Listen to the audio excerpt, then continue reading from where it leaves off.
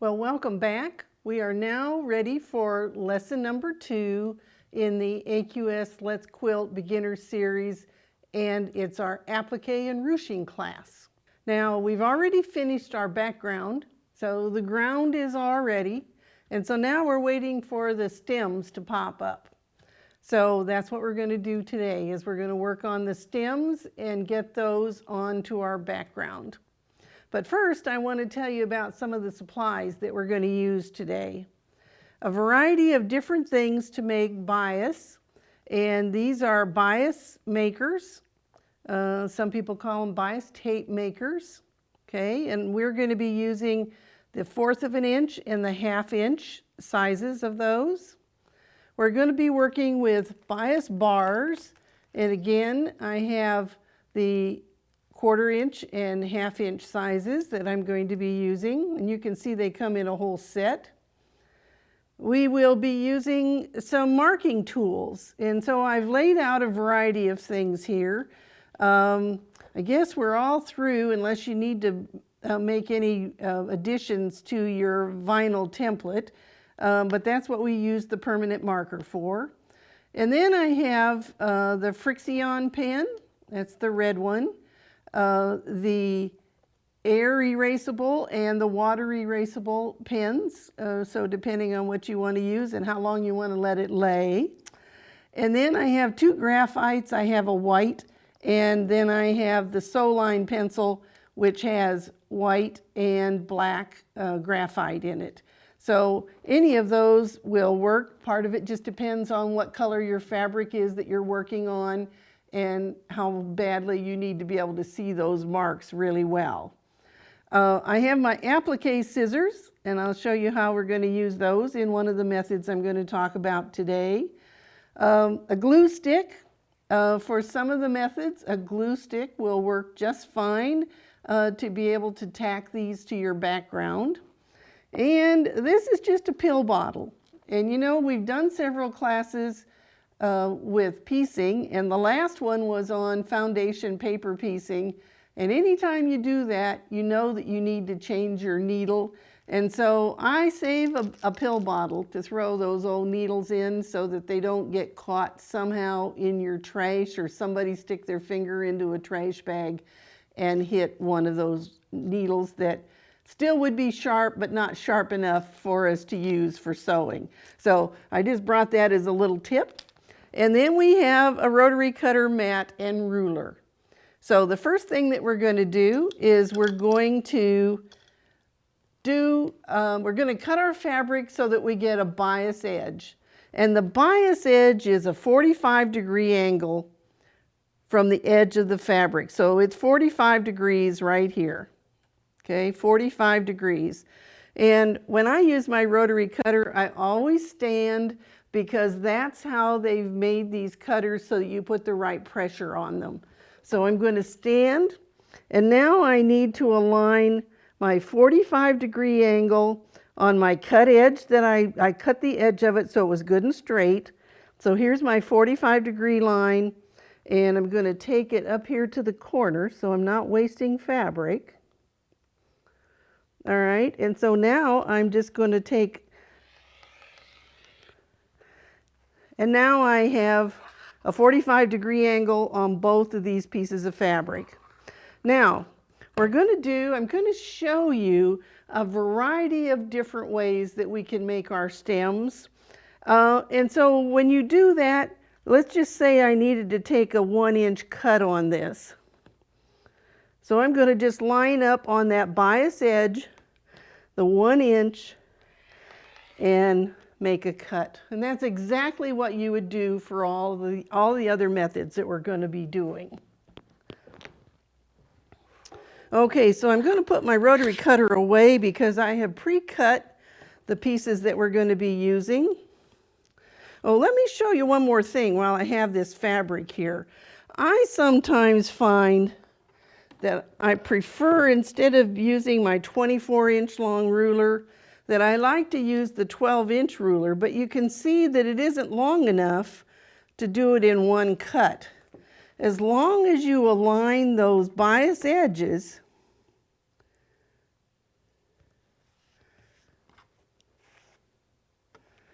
You could lay your ruler on there on that 1-inch line.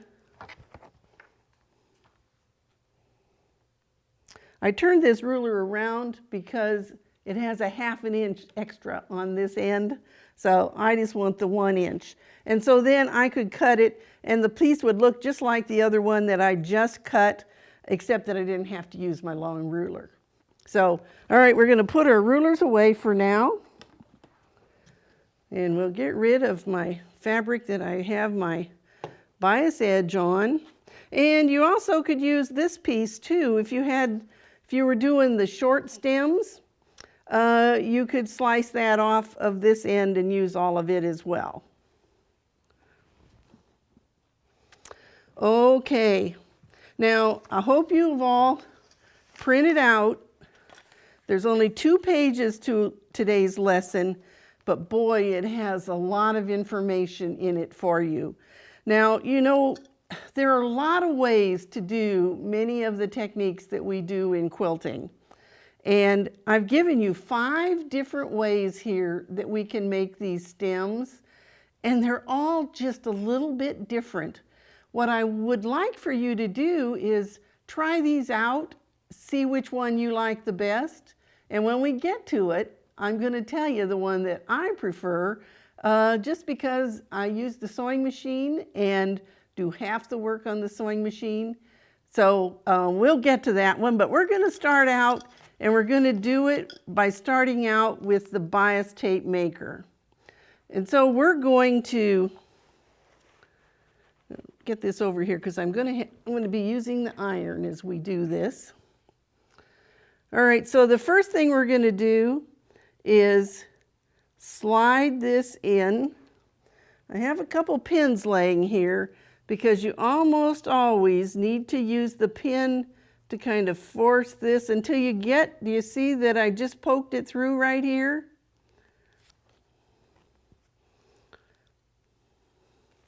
And so what this is going to do, and I'm going to pin it. I'm actually going to pin this to my wool ironing mat here, because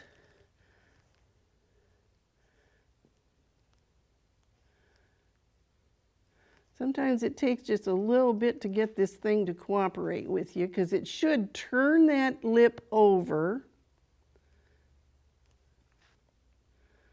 And I'll tell you, when it won't cooperate, we will force it to cooperate, because we will get it started here and pin it in place. Going to back it up a minute.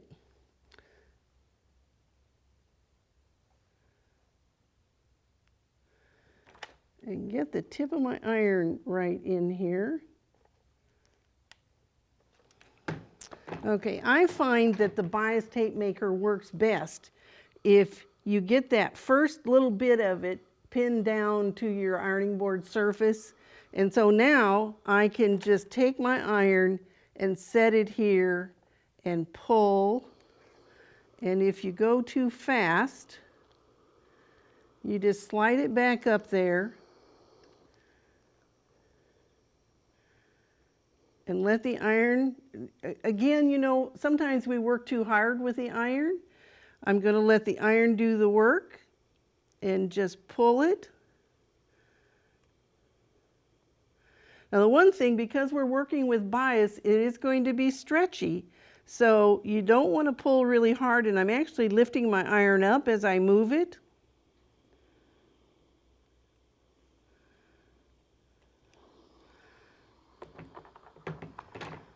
All right, now I can unpin this, and we'll pull this up here a little bit so I can get all the rest of it done.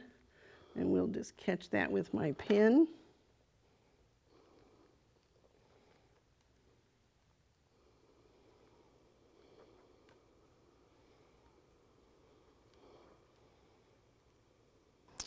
Okay, so let me show you what we've done here.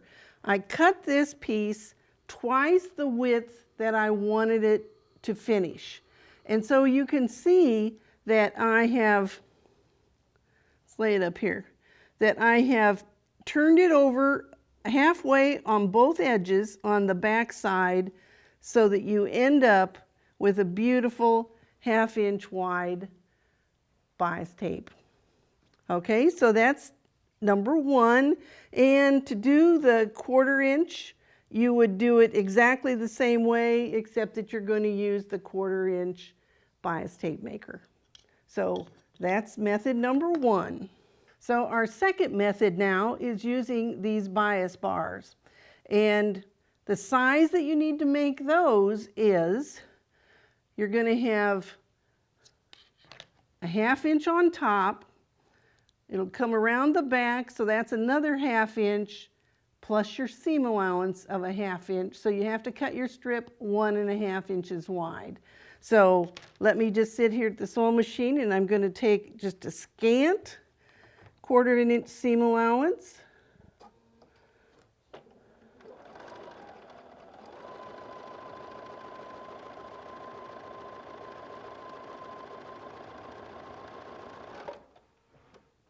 Okay, now the magic of this is I'm going to slide this bar, and as I'm sliding it, I want you to see what I'm doing is I'm pulling that seam allowance to the back side, and it's actually easier to do it as you push it in there than it is to go back and then do it all by itself.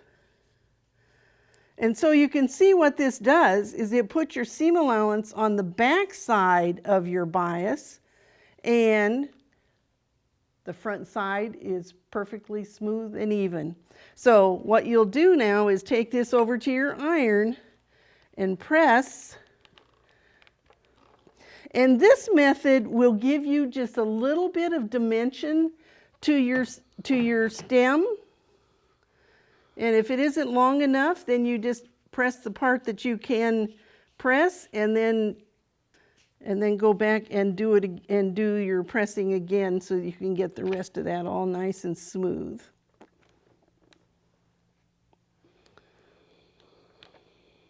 And so now we'll just slide that bar out of there, and now we can just do a quick press from the top. Do you know, I really didn't talk about the fabric yet that I'm using, but for the stems and the leaves too, for the stems especially though, I like these colors that are mottled green, where you get some light and dark, because if you looked at a real plant, that's exactly what you would see. When the light goes in and hits that stem, it would be lighter. All right, so that's method number 2, and if we were going to make the 1/4 inch, we would cut it 1/4 inch, bring it to the back 1/4 inch, and then a 1/2 inch for the seam allowance. So it would be 1/4 and 1/4 would be a 1/2, and another 1/2 for seam allowances would be, you'd cut it 1 inch wide. So that's method number 2. Okay, so method number 3 is really pretty much like method number 1, where we use the bias maker. And the only thing that's different is, instead of using the bias maker, I'm using a piece of cardstock. Let's just say that you end up at a retreat and you get your project all done and you never thought you'd get that far, so you didn't bring your bias maker. All you have to do is cut a slit in a piece of cardstock, and it needs to be the finished width. And again, you can see that I've started this by pressing over.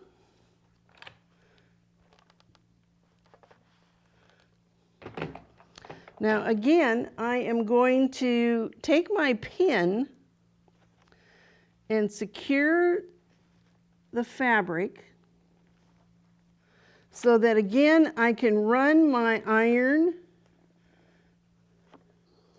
right along, right where it's coming out of the cardstock. Sometimes you have to futz with this one a little more than you do with the bias tape maker.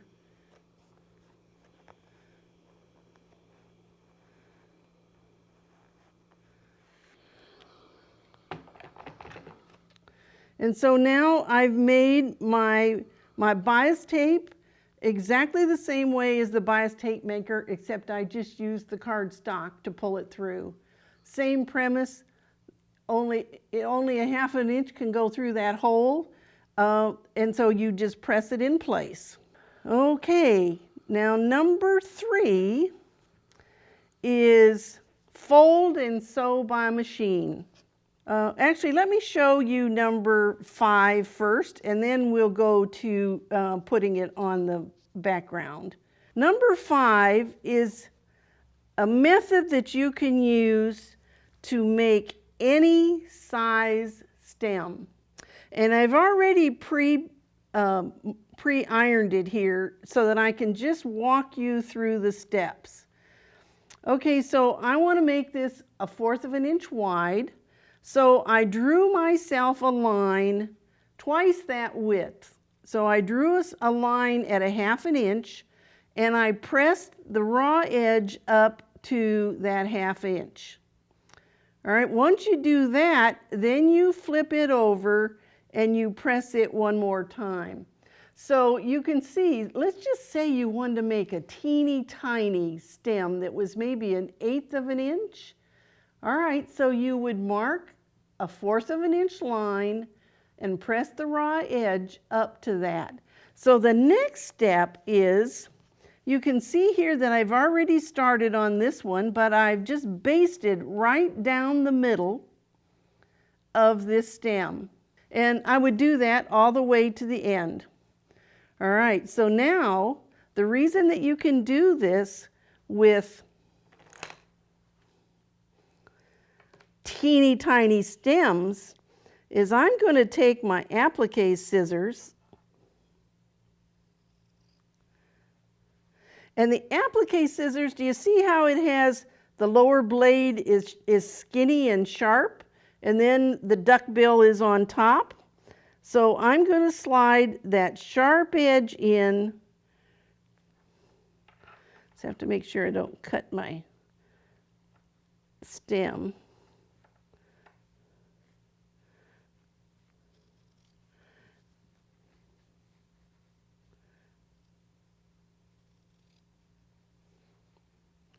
And so do you see that I'm making a cut right next to my basting line? That's why you can use this method to make a stem that is absolutely any width that you want to make it. So it probably would be easier, except I'm cutting the wrong direction. Probably be easier if I cut from this side so that I could actually pick this up and cut right next to my basting stitches. Do you see how I'm just folding that up to where my basting stitches are right there?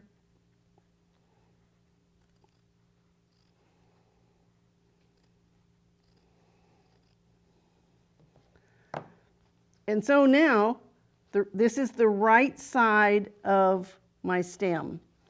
That raw edge is right here on the back side. And now I will tell you, when you do this, you'll probably have to go back on your, and you see I hadn't cut it off of the piece of fabric until right now. You'll have to go back and just even up that edge, because as you cut with your scissors, it's not going to be nearly as straight as it would be if you were using your rotary cutter on that edge. So you could just fold this over, go along, clip all the way along there, and now you have a beautiful tiny bias stem. Okay, so that's 4 methods.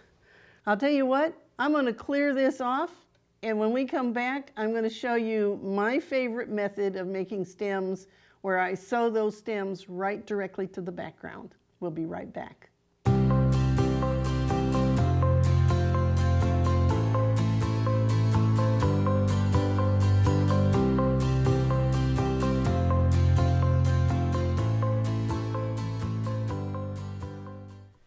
Nine Patch Fabrics has a wide variety of fabric, patterns, and notions. We offer quilt store quality fabric from manufacturers such as Moda, Robert Kaufman, Island Batik, and more.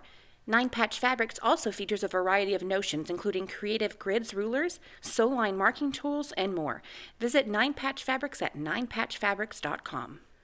Okay, so now we're going to use our vinyl template, which means we don't have to do any marking on the background. The only marking we did was where the stem line goes.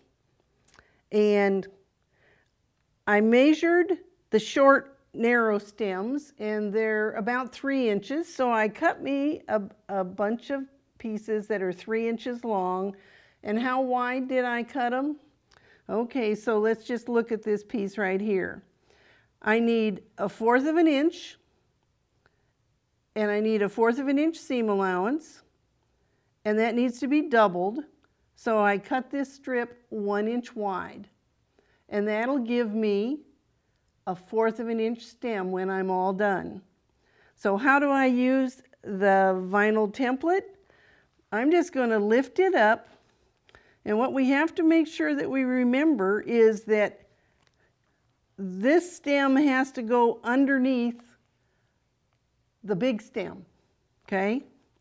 And so you need to make sure that we put this in here far enough that it will be hidden when we sew it on here. So I'm going to put a pin in that end. And so now I'm going to lay my template back down, and I can see that it arcs this way. Okay, and I can kind of hold that with my finger with the template. And so I put that arc in there, and now I'll put another pin in. And now I'm ready to take it to the sewing machine. So I'm going to take off my template, my vinyl template, and I just have it pinned here at the top.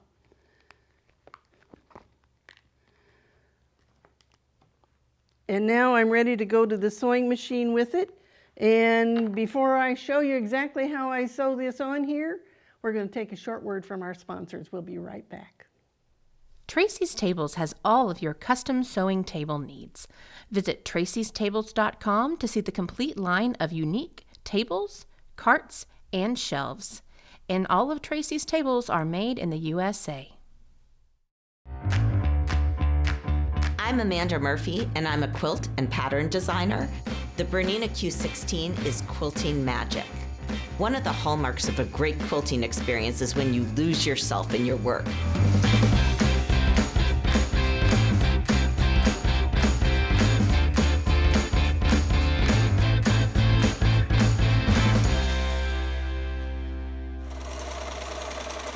Bernina, made to create. Okay, so now I'm ready to sew this. And so I'm going to take it to my machine. And you know, anytime you're doing anything with curves in it, you always want to sew the inside curve first. So even if I were sewing this by hand, I would still sew the inside curve first. That lets you stretch this outer edge, which is on the bias, to lay flat, nice and flat, and stitch it down, and it'll be forever flat then. So I'm just going to bring this over to my machine, and I'm going to take not quite 1/4 of an inch seam allowance. I'm going to fudge just a little bit. So all I'm doing is sewing with that curve.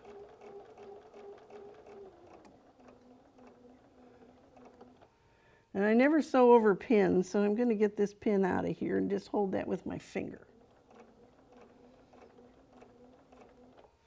You'll notice I didn't do anything with this raw edge out here because at the end of each of these small stems is one of our ruched flowers. So you're going to be encasing that once you put that flower on there. And so here we go. We have one all stitched. And so now, with the magic of television, we're just going to take that and flip it over, and now you can see I only have one edge that I have to stitch down. Okay? And I won't do anything with that. I'll sew another couple of these, and then I'll show you what we do with the wider stem.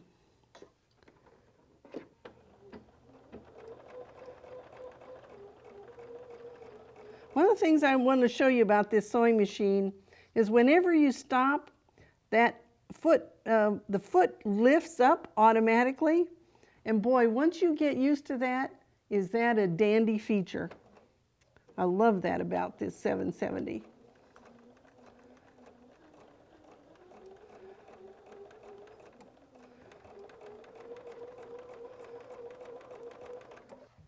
Now do you see why I like this particular method?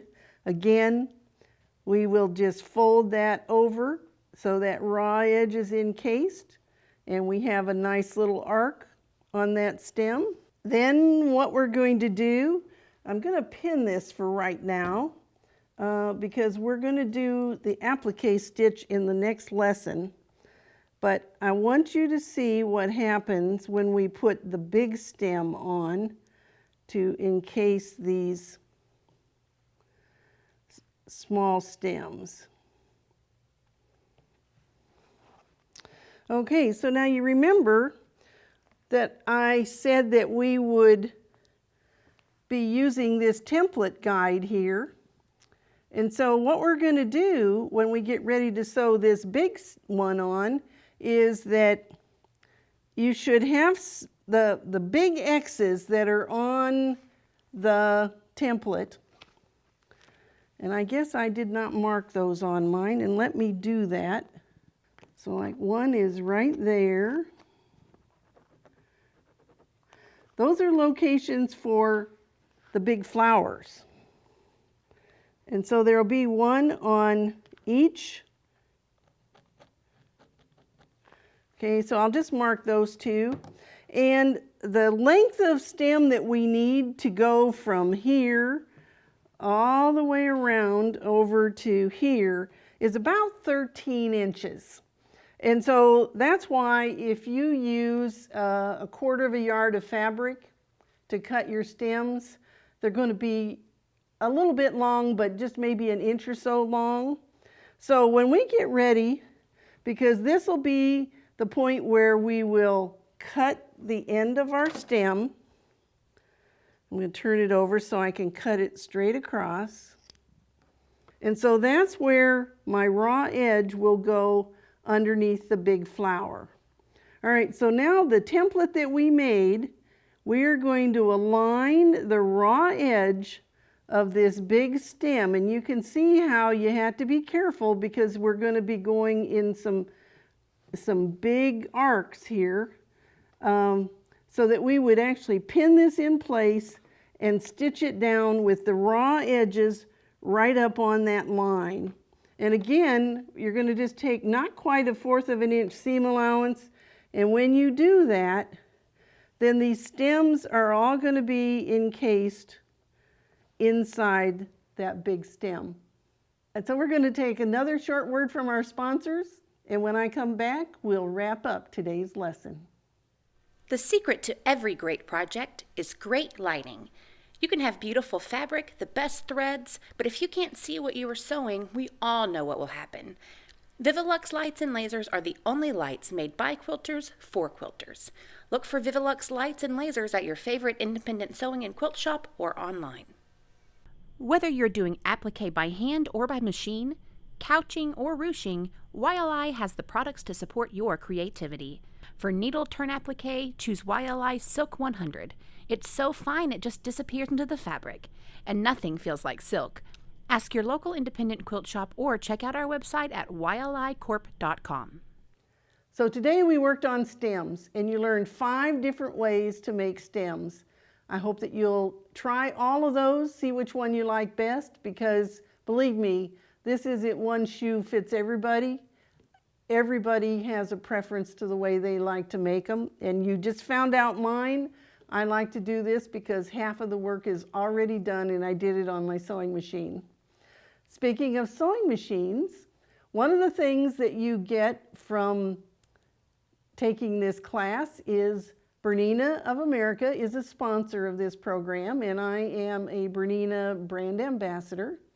And so that means that I can offer you a $100 rebate that comes from Bernina, not your dealer, it comes from Bernina, if you decide that you're going to buy a Bernina sewing machine within 30 days of the end of this class.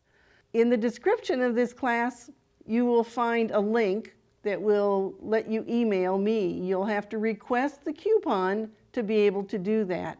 And after you've purchased your machine, you'll need to document where you bought it, the date you bought it. It will have the date of this program on it so that they can make sure that it was within 30 days. And I will mail you a coupon from Bernina, and you'll need to complete that coupon and mail it directly to Bernina. It had nothing to do with your dealer. This is all a special reward from Bernina. And you'll get a $100 rebate back on your purchase. All right, now before you leave us today, make sure that you go signed up for the giveaway.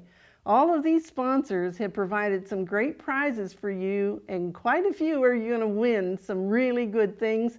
And it's things that I'm using here on the set through this whole class. And, you know, AQS is the largest membership quilting organization in the world. And if you're not a member and you like this class, I hope you'll join us, because we always have things for quilters. And we work really hard to make sure that we're bringing you both in classes like this, but classes at our shows, some of the best teachers around. And speaking of shows, 2022 shows are being worked on right now, and we can't wait to be able to get back together with you. Our next lesson in this class, we're going to be working on leaves. And just like today, I showed you several different ways to make stems. I'm going to show you several different methods of ways that you can put the leaves together to go on this quilt. And until then, I hope that you will stay safe, work on your background and get your stems applied, and we'll see you next time when we'll add the leaves.